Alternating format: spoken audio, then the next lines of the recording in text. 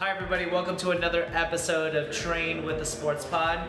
I have recently been asked a couple of questions about how to alleviate pressure into the lumbar spine when you have a possible bulge in the disc or a herniation of the disc. Now, as a quick aside, come over here. Sorry about this crazy, wonderful board of ours. So generally, what ends up happening in a bulge is that you have a disc, and then this is your erector spinae, and disc, or vertebra, and your erector spinae. So it comes together, and then you have a disc in between. In the middle of the disc, there is a center fluid, like a jelly donut.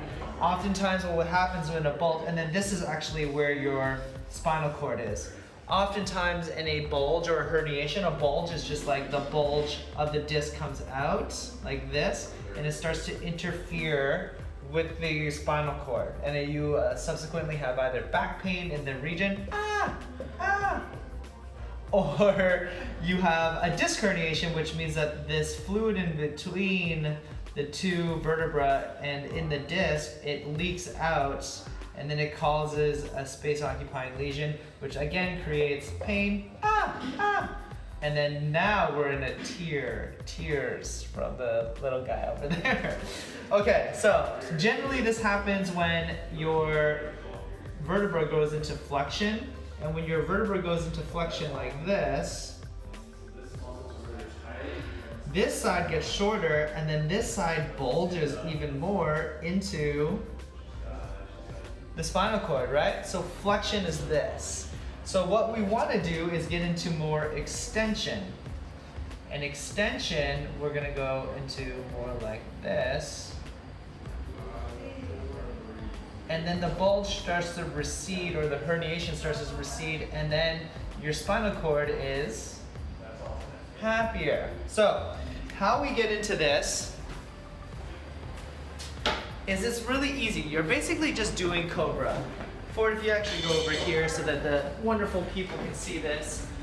What we want to do is we want to squeeze our butt, keep our legs together, zip them up, and then get into what we call extension like this, okay?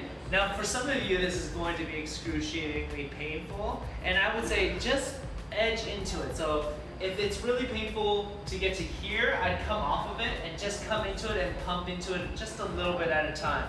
For those of you that get really great relief from this, what I would do is just get into it and push and try to keep my hips down while creating extension through my lumbar spine. You want to hold this for about 10 to 20 seconds and then come back down. To get extra extension, what I would do is I would create a fulcrum. So I'd take a band like this, I'd put it over onto my back, I'd hold it like so, and then I'd get into more extension. And this creates more overpressure to the lumbar spine. Now some of you might not actually have a band like this. You can use a towel, you can use a belt, anything that creates that kind of fulcrum into the low back, creating more segmental extension. So that's what we call Mackenzie's extension.